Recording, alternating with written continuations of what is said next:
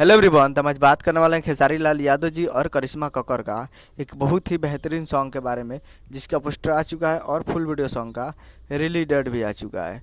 और इस गाने को लिखे हैं कृष्णा बेदर्जी जी और इसमें म्यूजिक दिए हैं आर्या शर्मा जी। और इस गाने को गाए हैं खेसारी लाल यादव जी और करिश्मा कक्कर जी, जो कि आपको स्क्रीन कवर दिखाई दे रहा है। जिस सॉन्ग का टाइटल रखा है मौसमी, जिसका टाइटल है मौसमी।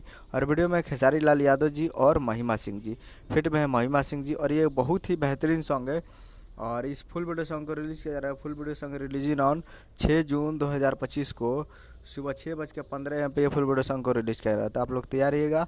और बहुत दिनों के बाद महिमा सिंह जी के साथ खेसारी लाल यादव जी का गाना आ रहा है, तो तगड़ा ही आ रहा होगा। तो तैयार रहिएगा आप लोग देखने के लिए। हो सकता है कल आज टीजर शाम तक आ जाए और कल वीडियो तो आएगा ही 6 जून को सुबह 6:15 पर मनस रिकॉर्ड्स पर जेंट भोजपुरी यूट्यूब है। तो मनस रिकॉर्ड्स पर तैयार रहेगा फुल वीडियो सॉन्ग देखने के लिए।